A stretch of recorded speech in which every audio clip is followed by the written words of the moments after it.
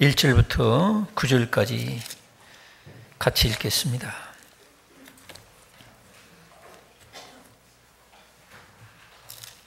시작. 그날 예수께서 집에서 나가사 바닷가에 앉으심에 큰 무리가 그에게로 모여들거늘 예수께서 배에 올라가 앉으시고 온 무리는 해변에 서 있더니 예수께서 비유로 여러 가지를 그들에게 말씀하여 이르시되 씨를 뿌리는 자가 뿌리러 나가 길가에 떨어짐에 새들이 와서 먹어버렸고 더러는 흙이 얇은 돌밭에 떨어짐에 흙이 깊지 아니하므로 곧 싹이 나오나 해가 돋은 위에 타서 뿌리가 없으므로 말랐고 더러는 가시떨기 위에 떨어짐에 가시가 자라서 기운을 막았고 더러는 좋은 땅에 떨어짐에 어떤 것은 100배 어떤 것은 60배 어떤 것은 30배의 결실을 하였느니라. 귀 있는 자는 들으라 하시니라.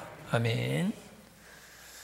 이 말씀을 통해서 많은 결실을 원한다면 이런 제목으로 말씀을 나누겠습니다. 서로 인사를 나누시기 바랍니다. 반갑습니다. 살아계셔서 감사합니다. 많은 결실을 맺읍시다.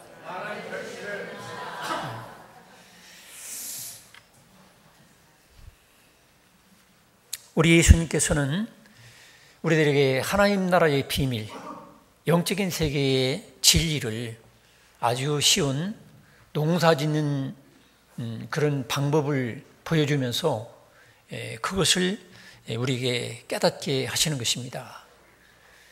농사짓는 것은 여러분들이 잘 알고 계시죠, 그죠? 우리들 주변에 항상 우리는 농사짓는 분들을 쳐다보면서 아, 농사는 저렇게 짓는 거구나. 우리가 구태여 안 알려줘도 다 알아요. 예수께서도 그때 당시에 농사짓는 방법이나 그 모습들을 쳐다보면서 우리들에게 진리를 알려주고 있어요. 똑같은 밭인데 어떤 밭은 많은 열매가 맺고 어떤 밭은 전혀 열매를 맺지 못해요. 어떤 사람은 똑같은 밭을 가지고도 수입이 1년에 1,000만 원 나오는데 어떤 분은 1,000만 원을 그만두고 100만 원 빚져요. 씨앗값, 농약값, 품값 따지고 보니까 적자란 말이에요. 우리 인생도 마찬가지예요.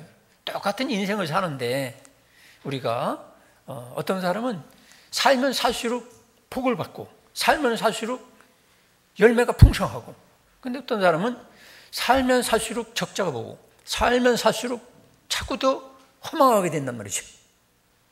여러분 이왕이면 여러분 살면 살수록 좋은 열매가 많이 맺어지기 바랍니다. 예? 똑같이 농사를 지면서도 천평 농사를 지면서도 어떤 사람은 아주 수입이 많고 어떤 사람은 결국 망하고 부도나고 그래서 결국 교도소도 가는 거예요.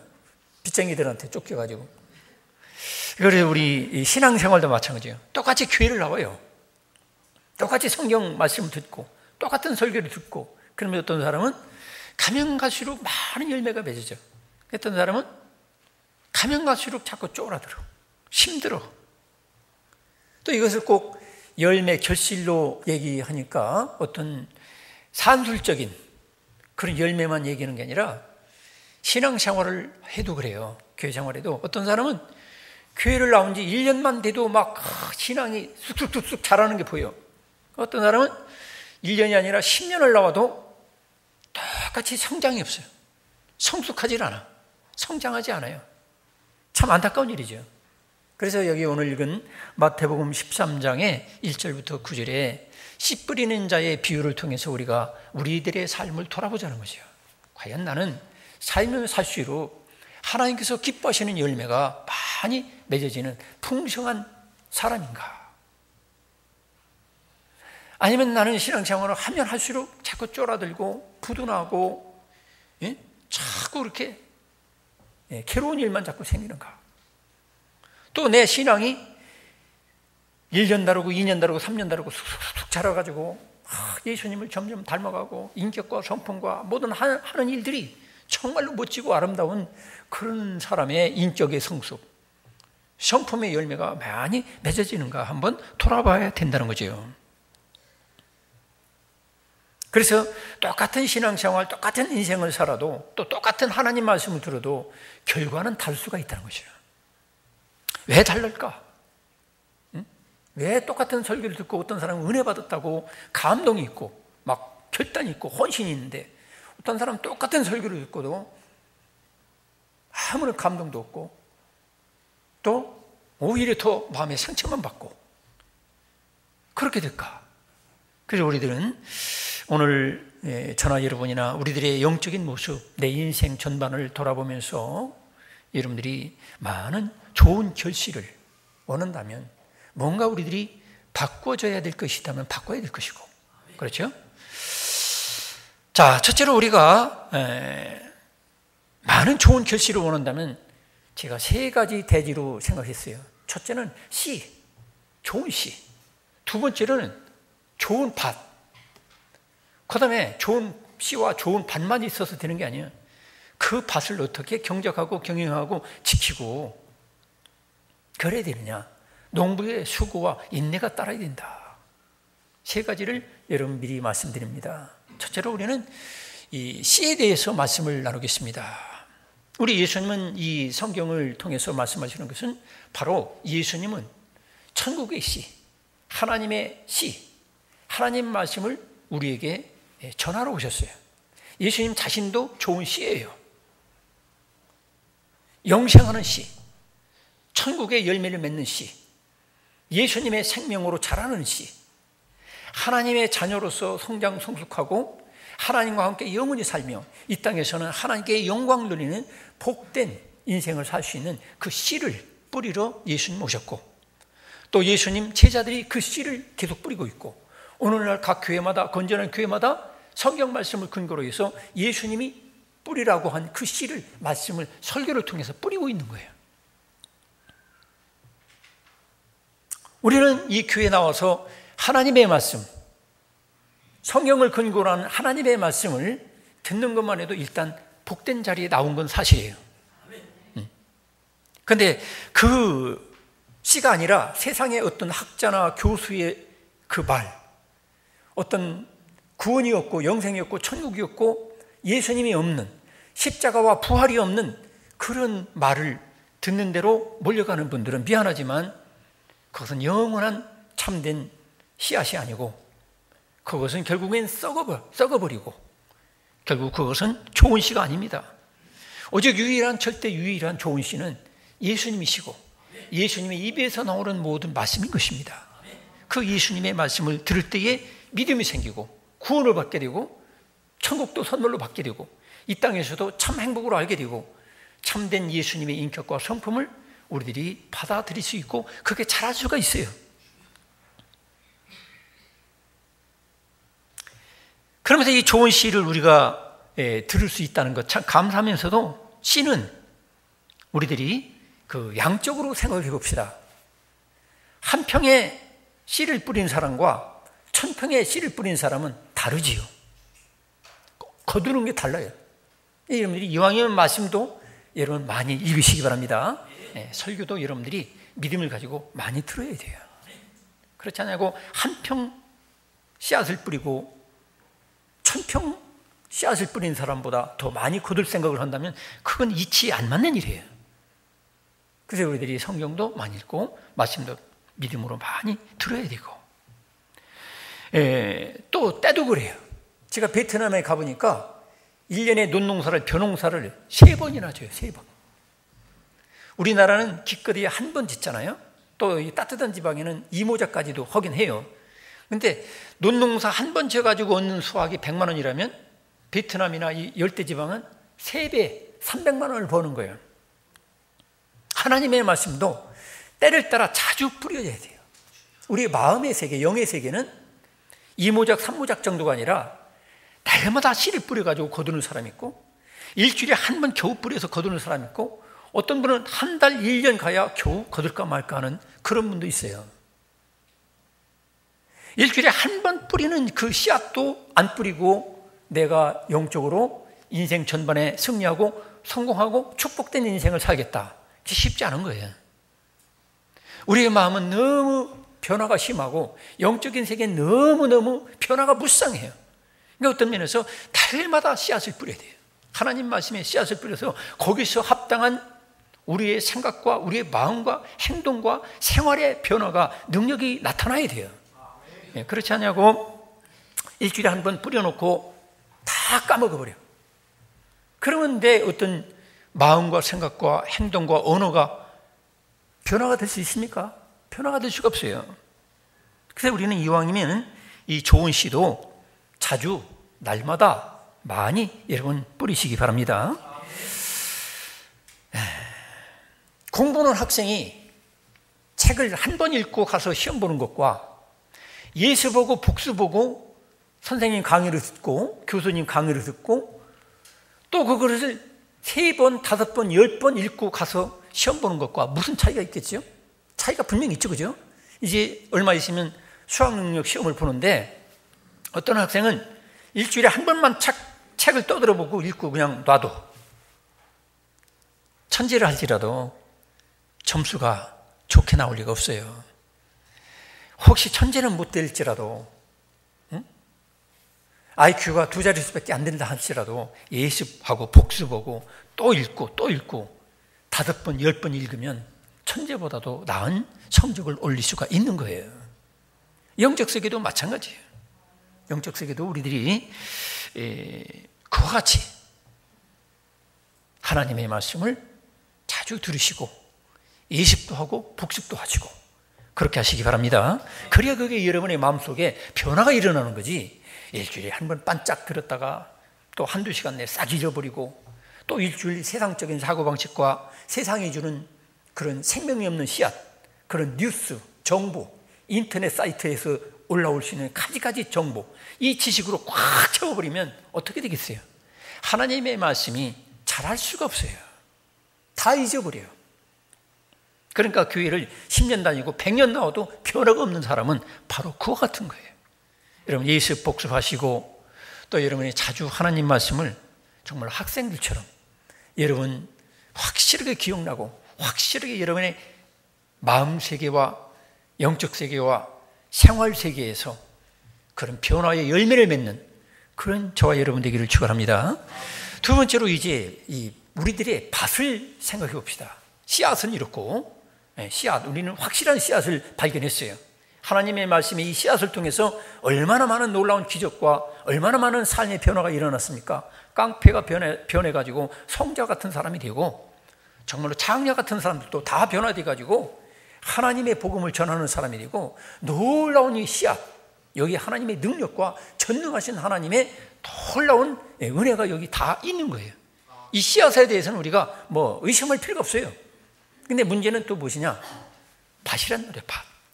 아무리 씨앗이 좋아도 밭이 문제가 있으면 자랄 수도 없고 열매 맺을 수도 없어요. 그러니까 예수께서 이제 4가지 밭을 얘기하고 있어요. 첫째로는 길가와 같은 밭이 있다는 거죠. 이스라엘 당시에 이 씨앗을 뿌리는 것을 여러분이 이해를 해 주셔야 됩니다.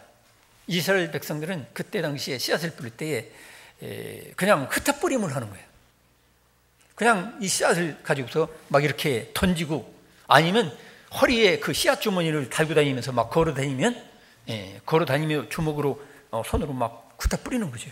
그러다 보면 씨앗이 길가에도 떨어지고 또 겉으로 볼 때는 흙이 곱게 입혀졌는데 예를 들어서 살짝 바위에 얹혀져 있는 먼지같이 그런 흙이 얇은 돌밭에도 씨앗이 떨어지고 그 다음에 어떤 씨앗은 가시가 울창하게 우거진 거기에 씨앗이 떨어지기도 하고 또 어떤 씨는 그래도 옥토에 뿌려져 가지고 씨앗이 잘 자라가지고 열매를 30배, 60배, 100배 열매를 맺는 그런 밭에도 떨어진다는 것이죠.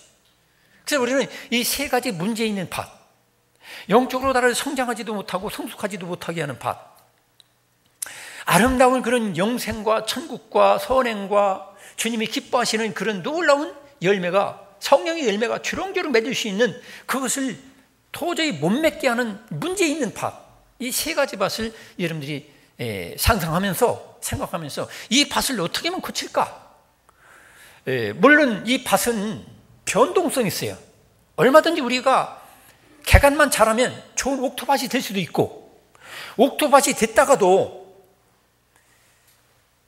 계속 갈아엎지 않으면 어떻게 되냐면 1년, 2년 가만 놔두면서 이거 원래 옥토야 옥토 갈아엎지 않으면 그게 딱딱해져 가지고 비에 또 눈에 사람이 밟고 그래가지고 자연적으로 딱딱하게 되는 밭도 있어요.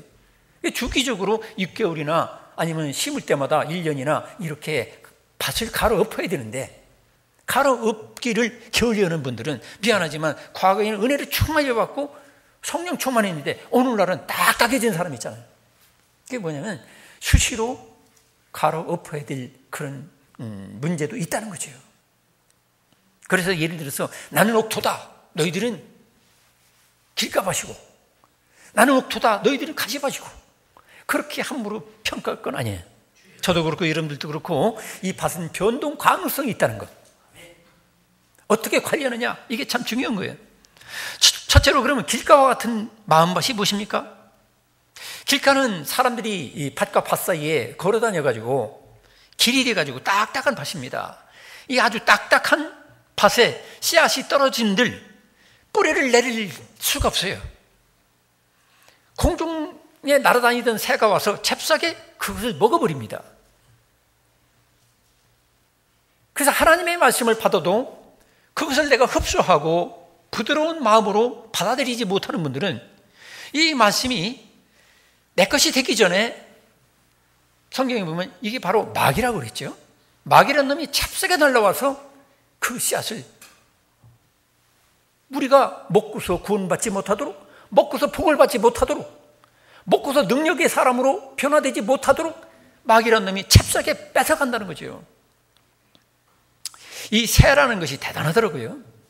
제가 이 앞에 4차선 도로에 차가 쌩쌩 달리는데 어느 날 운전하고 가는데 새들이 몇 마리 이 아스팔트 길 거기 차가 다니는 길에 앉아서 막 물 쪼아먹고 있는 거야. 잘 보니까 부산항에서 곡물을 그 싣고 다니는 차 있죠. 그거 커다란 트럭. 거기다가 막 높이가 높아요. 적재함이. 거기서 떨어지는 씨앗이 있었던가 봐요. 밀이라든지 그런 게. 그런데 어느 사이에 알고 새들이 아스팔트에서 그걸 쪼아먹고 있어요. 그래서 참 새가 대단하다. 죽는 줄 모르고 저 틈을, 차가 다니는 그 틈바구니에 얼른 내려가지고 씨앗을 쪼아먹는 거 볼 때 대단하다, 되게 빠르다, 이런 생각을 했어요. 마찬가지입니다. 우리가 이렇게 똑같이 예배를 드리고 똑같이 말씀을 들어도 우리가 딴 생각할 때에 말씀을 들을 때 잽싸게 마귀라는 놈이 뺏어가는 거죠. 1시간 예배를 드려도 말씀 한마디도 내 일이 남지 않는 분들이 있어요. 왜냐하면 내가 기회를 놓치는 거예요. 그래서 이 말씀 듣는 것도 어떻게 보면 영적인 전쟁입니다, 여러분. 마귀라는 놈이 와서 먼저 쪼아먹느냐, 내 영이 먼저 쪼아가지고 그것을 내 것으로 하느냐, 치열한 전쟁인 거예요. 긴장이 없는 분들은 미안하지만 예배 참석에서도 말씀을 한마디도 건지지 못하고 가는 거예요. 진리를 내 것으로 삼지 못하고 가는 거예요. 서로 인사합시다. 긴장합시다. 긴장하지 못하고 어떤 치열한 이런 전쟁, 영적 전쟁의 상태를 모르는 분들은 미안하지만 장난하다 끝나는 거예요. 졸다가 끝나는 거예요. 전쟁은 뭡니까? 타이밍이 중요한 거예요. 적을 내가 먼저 발견하느냐, 아니면 적이 나를 먼저 발견하느냐에 따라서 먼저 총을 누가 먼저 쏘느냐에 따라서 죽고 사는 게 생사가 왔다 갔다 하는 거예요.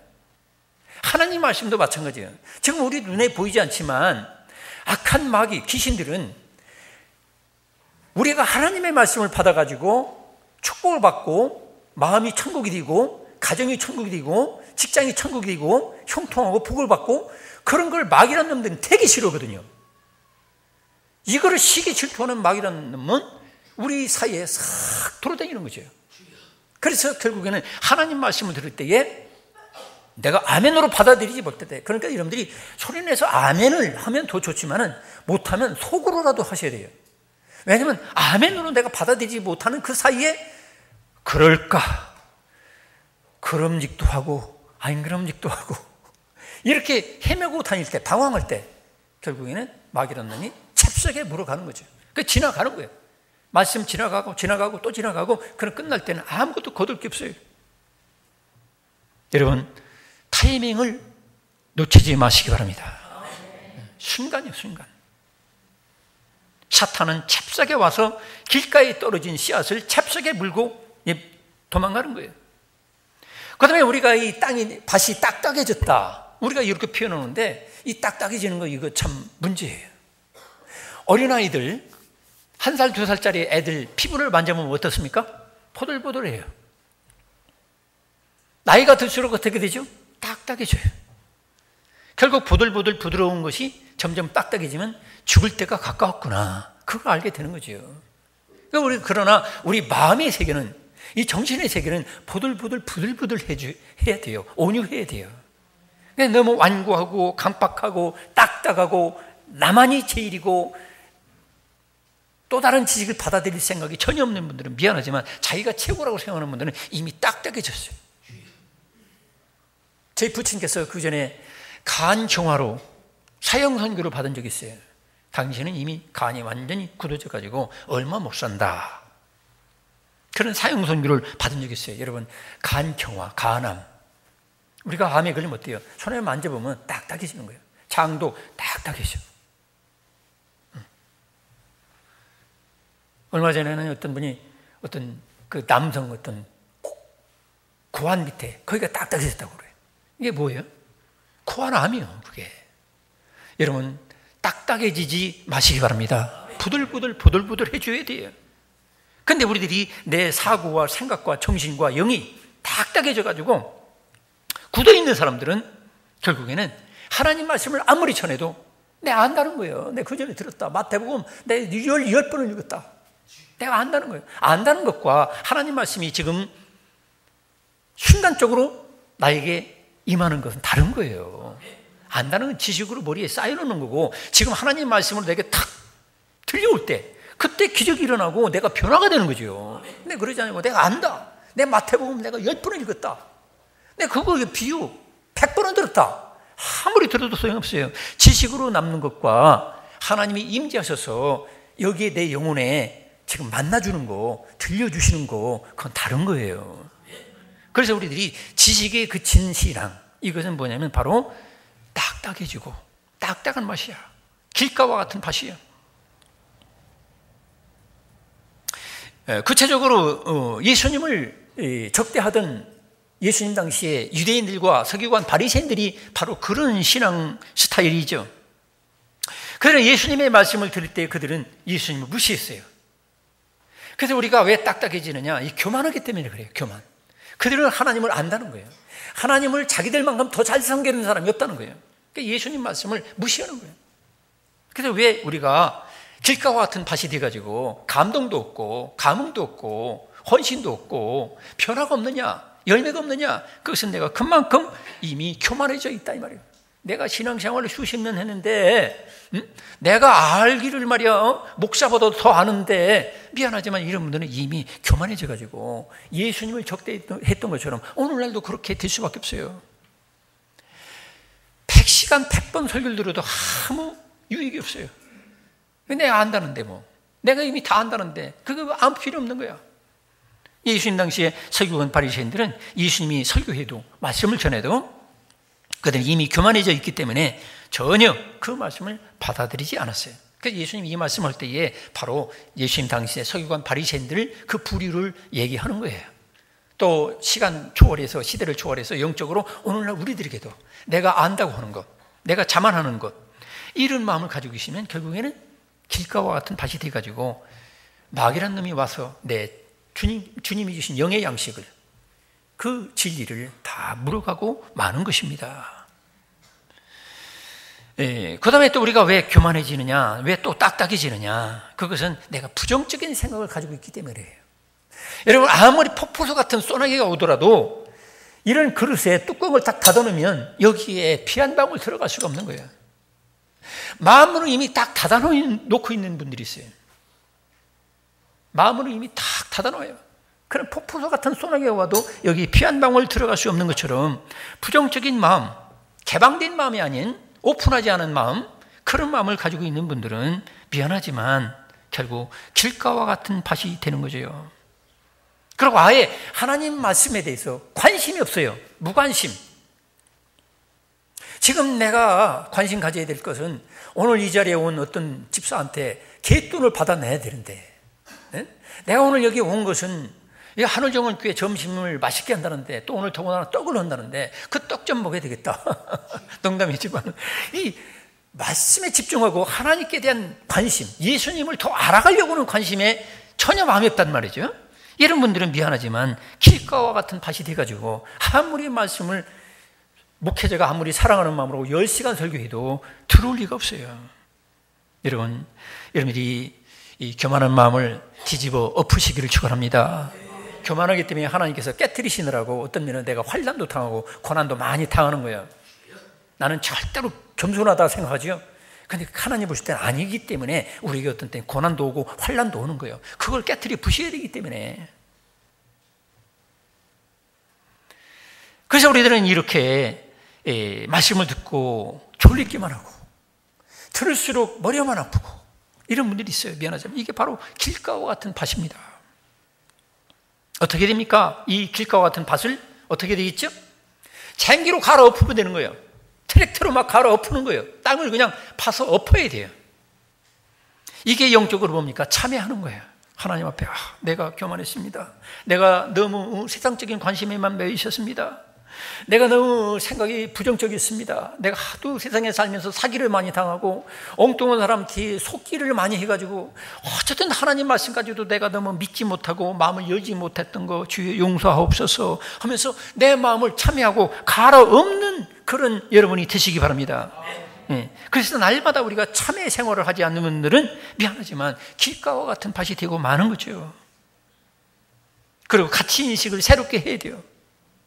우리가 하나님의 말씀을 잃어버리면 내 생명을 잃어버리고 결국 축복을 잃어버리고 엄청난 하나님이 주신 귀한 것들을 잃어버리게 되면서도 내가 어디다 투자했는데 몇 천만 원 잃어버린 것만 가슴 아파하고 주식 투자했는데 한 1,000만 원, 2,000만 원 잃어버린 것만 가슴 아파하고 하나님 말씀 잃어버리는 건 그냥 뭐 다음에 또 들으면 되지 뭐 성경에 나와 있잖아.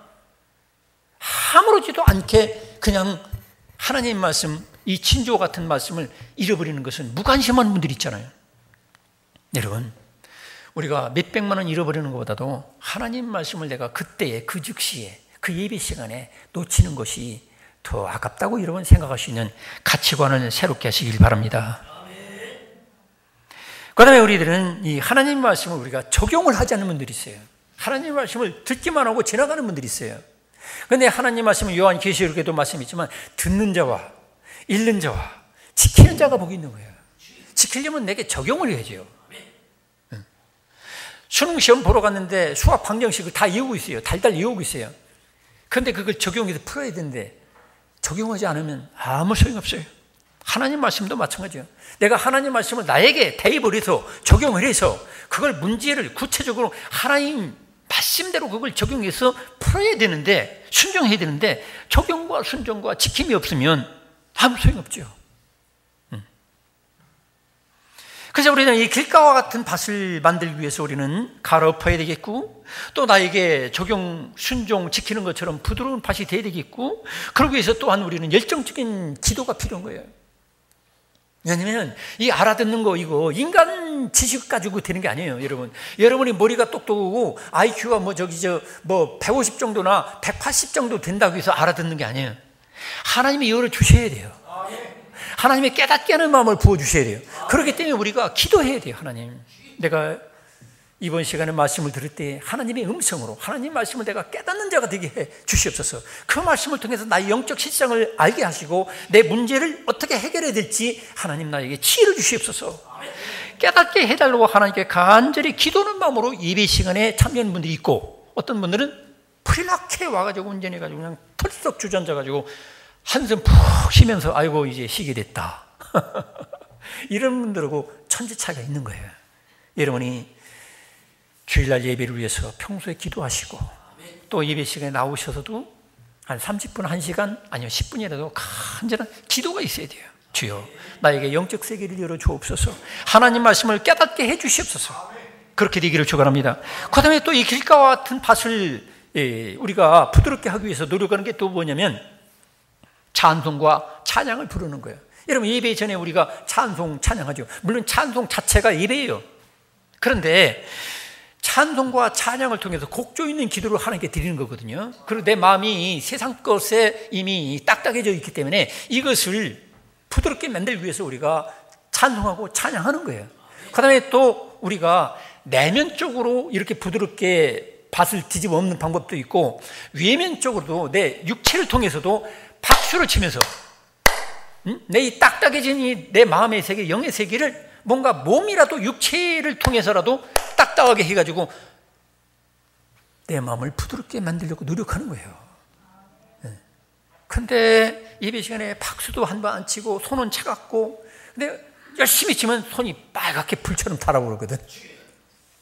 이런 사람하고 가만히 앉아가지고 신사숙녀, 가만히 앉아가지고 마음도 안 들이고 몸도 안 들이고 아무것도 안 하는 분들이 앉아있으면 어떻게 돼요? 더 졸리기만 하죠 뭐. 은혜는 무슨 은혜. 깨닫는 것도 안 깨달아줘요. 여러분, 이게 절대 조건 아니에요. 꼭 박수치라는 건 아니지만 그만큼 하나님 앞에 내 중심과 몸과 마음을 드리려고 나도 최선화돼서 하나님께 최고의 것을 드리려고, 하나님께 합당한 내 중심을 드리려고 나도 협력을 해야 된다 이 말이에요. 할렐루야. 그럴 때 하나님께서 은혜를 베풀어 주시는 거예요.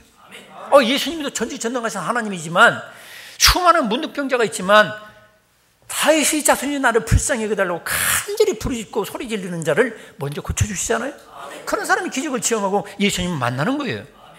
12의 혈루증 앓던 여인이, 수많은 혈루증 앓던 여인이 있었을지 모르지만 그래도 예수님께 사모하는 마음 가지고 막 예수님이 옷가에도 내가 손을 대야 되겠다, 옷에라도 손을 대야 되겠다, 발버둥 치는 사람에게 하나님의 능력이 흘러가는 것처럼 오늘날도 똑같은 거예요. 오늘날도 내가 좋은 밭이 되기 위해서 길가와 같은 마음의 밭을 여러분 뒤집어 엎어버리고 여러분 사모하시고 여러분 몸과 마음을 여러분 하나님께 드리시기 바랍니다. 그래서 하나님의 임재의 이 사실 앞에 합당한 감정, 합당한 내 태도, 합당한 내 열정을 주님 앞에 드리려고 오는 사람에게 하나님께서는 부드러운 밭이 되게 하셔서 길과 같은 밭에 하나님께서 씨앗을 뿌릴 때에 여러분이 100배, 60배, 30배 열매를 맺을 걸로 믿으시기 바랍니다. 그 다음에 또 우리는 이런 마음을 가지고 온 사람들이 있어요. 이웃지간에 싸웠다든지 부부지간에 그냥 막 싸우고 직장에서 싸우고 마음이 이미 강박해지고 완고해져가지고 마음이 안 풀려서 여기 나온 분들이 계실지 몰라. 그런 분들은 역시 말씀을 들을 때도 그렇게 딱딱해져 있는 거예요. 그래서 말씀의 은혜를 받을 수가 없어요.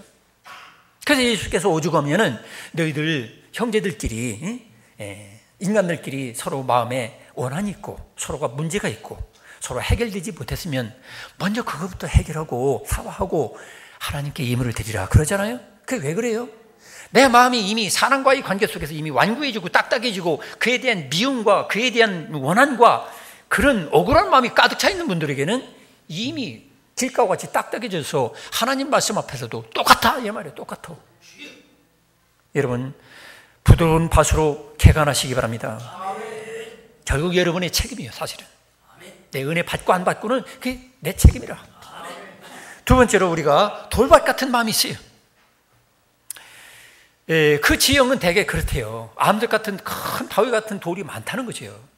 그 위에 바람이 불어가지고 흙이 얇게 덮여있기 때문에 씨앗 뿌리는 사람 입장에서 본다면 그것도 옥토 같은 줄 알고 막 씨앗을 뿌리는 거야. 근데 돌 위에 흙이 얇아가지고 우리로 말한다면 흙이 먼지같이 살짝 입혀가지고 씨앗이 뿌리는 내리긴 내려. 그런데 바로 밑에 돌이 있기 때문에 뿌리를 길게 내릴 수가 없어요. 여러분 식물이든지 나무가 그렇다고 그래요. 겉에 드러난 것보다도 뿌리 부분 밑으로 안 보이는 부분이 3분의 2가 된대요. 나무가 10m라면 뿌리는 20m 정도는 이미 땅속에 묻혀 있다는 거죠. 이렇게 들어가야 되는데 얇은 흙 때문에 결국에는 뿌리를 깊이 내릴 수 없는 그런 마음 상태를 가지고 말씀을 받는 수가 있어요. 이것은 무엇입니까? 이것은 주로 충동적인 사람입니다. 감정에 뿌리를 박은 분들이에요. 감정적인 신자. 그런데 우리는 감정에 의지하지 않고 우리가 말씀에 의지해야 돼요. 하나님 말씀과 약속에 굳건히 거기에 뿌리를 내려야 되는데 평소에 하나님 말씀을 묵상하는 것도 연구하는 것도 공부하는 것도 깨닫는 것도 없이 그냥 감정적으로 눈에 보이는 사람들과 분위기 따라서 환경 따라서 내가 감정에 지나치게 치우쳐 있는 분들은 하나님 말씀을 받아도 금방 은혜를 받는 것 같지만 그러나 돌아서면 또 잊어버려요. 오래가지 못해. 의지는 좋아요. 의지는 좋아. 하나님 말씀대로 살겠다. 아, 내가 정말로 하나님 은혜 감사다. 감동은 받아. 충격은 받아. 은혜는 받아. 그런데 그것이 선의와는 다르게 결과적으로는 오래가지 못해요. 입학은 하는데 졸업은 없어. 시작은 하는데 확실히 끝맺는 것이 없어. 지속성이 없다는 것입니다. 제가 우리 집사람 어디 가면 제가 냄비에다가 이렇게 라면을 끓여 먹습니다. 라면을 끓일 때 가스불을 탁 켜면 그냥 보글보글 와글와글 막 털썩털썩 하면서 야 그러면 책 보고 있다가 막 달려가가지고 뚜껑 열고서 라면 넣고 불을 조금 줄이면 아예 끓지도 않아.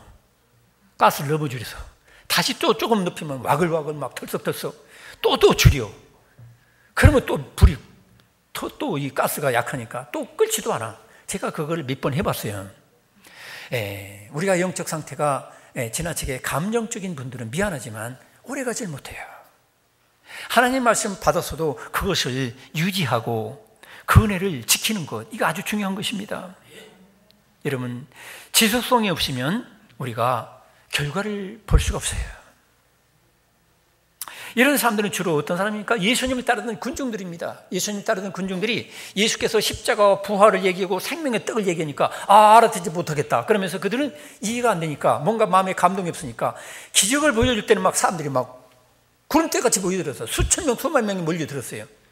그런데 기적을 보여주고 표적을 보여줄 때는 그렇게 사람이 모여왔는데 정말로 우리에게 정말로 진짜 중요한 십자가와 부활과 제사함과 생명의 떡 대신 예수님의 진리를 알려주니까 그들은 별 흥미를 없이 하고 그들은 떠나는 거예요. 흙이 얇은 그런 밭은 바로 그런 것입니다. 감정에 기초한 것이고 외적인 어떤 환경이나 기적이나 표적에 기초한 것이고 호기심에 기초한 신앙은 금방 내 은혜를 받았다가 금방 내 그것을 지킬 수가 없어요. 유지할 수 없어요. 그럼 열매를 맺는 결실의 단계까지 갈 수가 없는 거예요. 성도 여러분, 이런 좋은 밭을 만들려면 어떻게 되겠습니까? 흙을 갖다 부으면 돼요. 우리 바로 옆에 이 밭에도 그전엔 시커먼 흙에다가 독자갈이 많았어요. 저도 여기 처음 와가지고 여기보다 독자갈 많은 데가 없다. 자갈이라 다 자갈.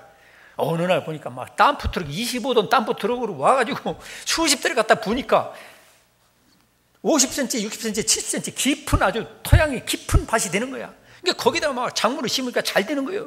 저 밑에도 그렇고 요즘 다 그러더라고. 여러분, 말씀을 묵상한 하나님의 온유하고 부드러운 옥토 같은 그런 은혜를 여러분 마음속에 갖다 부으시길 축원합니다. 땀프특으로 갖다 부으면 되는 거예요. 밭을 탓할 거 없어. 부으면 되는구나. 부드러운 흙 갖다 막 부으면 되는 거예요. 얼마나 지금 좋은 시대입니까? 그 마찬가지로 하나님의 성령께서 역사해 주셔서 나에게 땀프특 같이 그 하나님의 예수 그리스도의 그 마음과 예수 그리스도의 정신과 예수 그리스도의 가치관이 몽땅 나에게 그냥 막 옥토같이 나에게 덮어 씌게 해주세요. 여러분 기도하시기 바랍니다. 그 다음에 돌을 캐버리면 되는 거예요.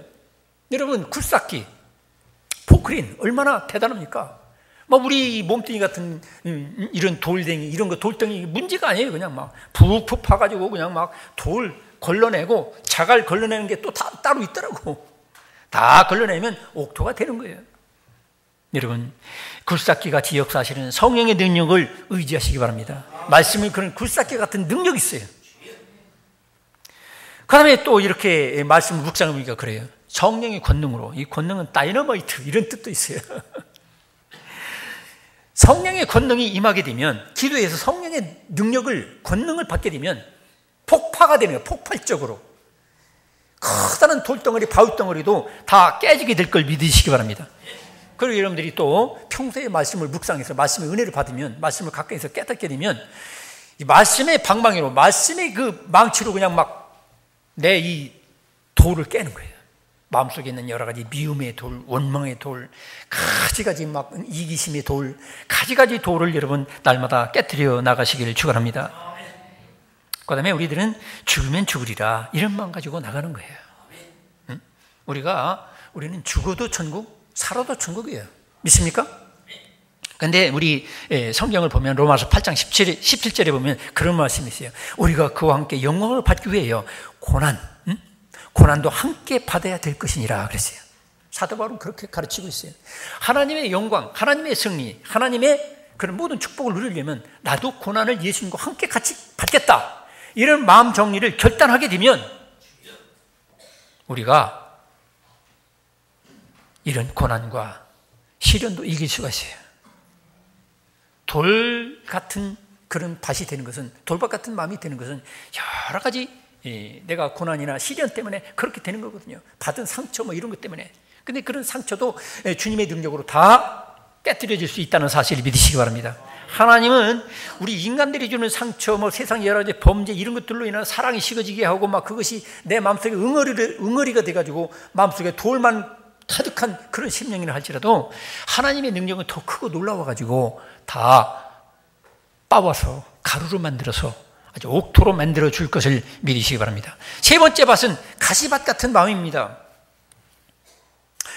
씨를 뿌리긴 뿌렸는데 다른 잡초가 더 생장력이 아주 우수해가지고 가시밭 속에 들어갔지만 먼저 다른 풀들이 막 왕성하게 컸어요. 그러니까 싹이 트고 이렇게 조금 자라긴 하는데 결국은 어떻게 됩니까? 왕성한 다른 잡초, 가시들이 완전히 뒤덮어버리니까 열매를 맺지 못하고 내리끼리 노르스름하다가 결국에는 죽어버리는 거야.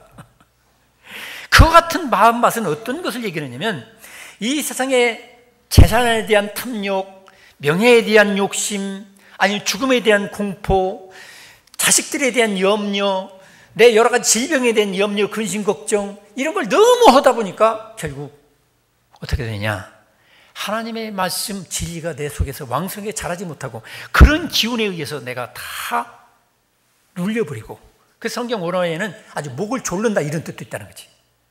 아주 내 영의 목을 졸라버리는 게 뭐냐면 염려, 근심, 걱정, 두려움 이런 것이 몰려오면은 하나님의 말씀이 자랄 수가 없어요.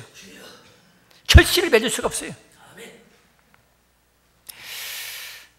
교회를 오래 다니는 어떤 집사가 어떤 목사님에게 상담을 하러 왔어요.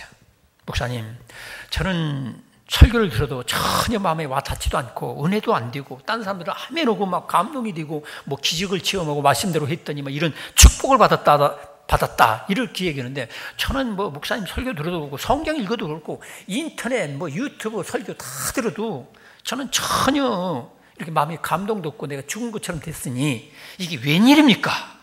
이렇게 상담을 하러 왔어요. 그 목사님이 물어봤대요.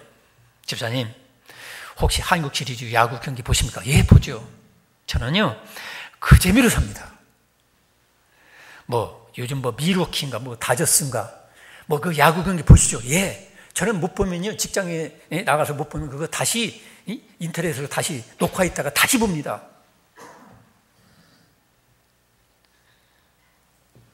그러니까 토요일 날은 어떻게 실행할 시간을 지내십니까? 예, 드라마 꼭 봐야 되고 주말 드라마 꼭 봐야 되고 그렇게 보냅니다. 그 아침에 일어나면 머리가 뻐근해집니다. 집사님, 바로 그겁니다. 집사님 마음속에는 야구가 돌아다니고 축구가 돌아다니고 드라마 그 주인공들 그 기가 막힌 아주 장면이 반짝반짝 지나가는 거, 그 스릴 있는 그 장면들이 꽉 차 있기 때문에 하나님 말씀이나 예수님에 대해서 전혀 잘할 수 있는 그런 기운을 다 막아버렸기 때문에 아주 숨통을 누르고 있기 때문에 당신은, 집사님은 전혀 은혜를 받지 못하는 게 너무 당연합니다. 제가 이번에 세미나를 갔어요. 세미나 가고 기도하고 그러는데 제가 남을 뭐라고 하는 거 아닙니다. 어떤 분은 그래요. 다저스가 이번에 꼭 이겨야 되는데 내 저거 보기 위해서 내가 강의 시간을 빼먹어도, 내가 기도 시간 빼먹어도 저건 꼭 봐야 되겠다. 또 틈만 나면 가서 막 당구 치고, 틈만 나면 또 볼링 치고, 그런 분들이 있더라고. 제가 남을 정죄하려서 그런 거 아닙니다. 물론 그것도 잘하고 목회도 잘하고 설교도 잘하고 직장 생활도 잘하면 더 좋겠죠. 그런데 어떤 분들은 그게 너무 치우쳐가지고 말씀을 들으려고 찬송할 때는 힘이 하나도 공급을 안 해요. 찬송할 때 힘을 예를 들어서 하나도 안 써. 축구 경기 볼 때는 펄펄 뛰면서 힘을 100이나 써. 어느 쪽에 마음이 기울어지겠어요? 다저스 야구 경기 하는 데는 그냥 1시간도 그냥 막 눈을 반짝 뜨고 쳐다보는데 말씀을 듣고 그런 데는 5분도 길어. 그러니까 어느 쪽에 마음이 기울어지겠어요? 볼링 친 데는 2시간, 3시간, 당구 치는 데는 2시간, 3시간 정렬을 다 기울이는데 기도하는 데는 10분도 길어. 여러분, 세상의 것에 내 마음을 다 뺏기게 되면 하나님의 은혜도 감동도 전혀 받을 수가 없어요. 우리는 두 주인을 섬길 수가 없어요. 한쪽에 마음이 기울어지면 그쪽으로 가는 거예요. 여러분들이 결단해야 돼요. 선택해야 돼요. 여러분의 본 신랑은, 본 남편은, 영원히 살 동반자는 예수님이시라는 말이에요. 예수님인데 엉뚱한 남자한테 자꾸 엉뚱한 대상에게 마음을 계속해서 기울이고 폰으로 연락하고 대화하고 그러다 보면 결국에 여러분들은 딴 길로 가는 거예요. 딴 길로. 그래서 우리는 결단해야 됩니다. 내가 과연 무엇에 감동할까? 감동할 때까지. 저는 당구 치는 것 같으면 전혀 감동이 없어요. 야구도 전혀 감동이 없어요. 축구도 감동이 없어요. 왜? 제 마음은 항상 말씀에 집중하기 때문에 외계인을 쳐다보는 것 같아요. 제가 묵고 있었던 그런 숙소에도 보니까 서울 가까우니까, 원주 서울 가까우니까 1시간 조금 넘으면 된다더요. 돈 많은 사람들이 골프 치느라고, 물론 골프 쳐야 되겠죠, 건강원에서요. 근데 이분들은 카트를 타고, 뭐 걸어다니면 건강이 좋을 텐데 카트 타고 그 좁은 거리도 싹 가가지고 이렇게 톡톡 치고 그러고 있어요. 돈도 많이 들어갈 거예요, 그거. 어떤 분은 뭐 희원금 뭐 1,000만 원짜리, 1억짜리, 뭐 1억짜리라고 하면 여러분 놀라지도 않는데 1억짜리 어떤 목사님은 교인이 선물 줬다고 1억짜리 가지고 골프 치러 다니는 분도 있더라고. 그러니까 저는 그거 쳐다보면서 전혀 감동이 없어요. 저것들 미친 짓 하네. 미안합니다. 이 표현은 이렇게 해서. 여러분, 왜 그러냐면 그게 좋은 일이죠. 가만히 앉아서 사무실에 앉아서 있는 것보다 골프 치고 건강 유지하겠다는 거 참 좋은 거예요. 돈도 써야 이 사회가 돌아가니까 볼링도 치고 축구도 하고 다 해야 돼요. 그거 참 좋은 거예요. 근데 문제는 뭐냐면 하나님께는 전혀 마음을 들이지 않냐고, 기도하는 데는 전혀 정열을 들이지 않고, 찬송하고 찬양하는 데는 전혀 힘도 안 쓰고 마음을 들이지도 않으면서 내가 왜 이렇게 은혜가 없는지 모르겠어. 이게 어리석은 거예요. 여러분, 골프도 하시고 또 여러분 축구도 하시고 당구도 치고 열심히 해요. 하지만 여러분 중요한 건 뭐냐면 하나님께 그보다 더 나은 정성과 그보다 나은 열정과 그보다 나은 시간 투자를 할 수 있기 바랍니다. 그게 없으면 여러분들 결국엔 나의 영원한 동반자 되신 예수님과 동행할 수가 없어요. 가룟 유다 같은 사람 보세요. 결국엔 가룟 유다는 하나님의 말씀, 기적도 체험했어요. 근데 그 중심에 돈에 대한 탐욕이 있었어요. 스승을 배신하고라도, 인륜을 배신하고라도 나는 돈을 취하겠다. 이런 탐욕 때문에 결국 그게 우상이 되고 그게 하나님이 돼서 결국 예수님을 배신하고 버리게 되는 거죠. 오늘날도 똑같은 거예요. 돈에 대한 지나친 탐식과 탐욕이 있는 분들은 미안하지만 하나님께 드릴 게 없어요. 내 쓸 거는 있는데 드릴 건 없어요. 여러분이 이 좋은 밭을 만들려면 어떻게 되겠습니까? 여러분이 전지해야 돼요. 잘라야 돼요. 내가 하나님께 하나님께 합당한 열정과 합당한 시간과 합당한 정성과 합당한 가치를 드리면서 하나님을 섬기면서 나머지 것을 해야 되는데, 그렇지 않고 치우친 것은 잘라야 돼요. 나무가 웃자라면 잘라야 돼요. 그 다음에 이 가시는 말씀의 검으로 잘라야 돼요. 여러분, 가시밭 싹 잘라야 돼요. 낫으로 싹 자르고, 그 다음에 또 그 깊은 뿌리, 탐욕의 뿌리, 쓴 뿌리, 가지가지 상처의 뿌리, 그 깊이 파가지고 뿌리채 캐내야 돼요. 그래야 옥토가 되는 거예요. 성도 여러분, 말씀을 들을 때에 왜 내가 깨닫지 못하고 감동이 오지 않는가? 왜 내가 믿어지지 않냐고 순종하지 않는가? 왜 내가 들을 때뿐이고 지키지도 않고 열매를 맺지 못하는가? 여러분, 돌아보시기 바랍니다. 여러분이 6개월 전에는, 1년 전에는 좋은 밭이었을 거예요. 그런데 지금 날마다 가루없지 않기 때문에 길가와 같은 밭이 있고 돌짝밭 같은 밭이 있고 가시덤불 같은 밭이 있을 수가 있어요. 마지막으로 인내하며 땀 흘려 수고하는 농부의 땀이 있어야 됩니다. 아무리 좋은 씨, 좋은 땅에 뿌렸다 할지라도 기다려야 됩니다. 씨를 뿌린 다음에 그 기다림이 없으면 농부는 거둘 수가 없어요. 거름을 줘야 돼요. 시시때때로 필요한 거름을 줘야 되고 잡초를 뽑아줘야 됩니다. 농약을 쳐야 됩니다. 새나 고라니나 멧돼지가 도둑이 들어오게 되면 그것을 물리쳐야 됩니다. 여러분, 우리가 좋은 씨를 많이 거두는 인생, 행복한 결실을 우리가 맺어서 죽어서는 영생 천국이요, 살아서는 마음의 천국이요, 살아서는 가정 천국이요, 교회 천국이요, 직장 천국이요, 여러분들이 하나님이 원하시는 아름다운 성령과 삶의 결실을 많이 맺기 위해서 여러분들의 밭을 개간하시고 관리해 나가시고 날마다 새롭게 뒤집어 엎어서 풍성한 인생, 절실하는 인생을 사시기를 축원합니다. 기도하겠습니다.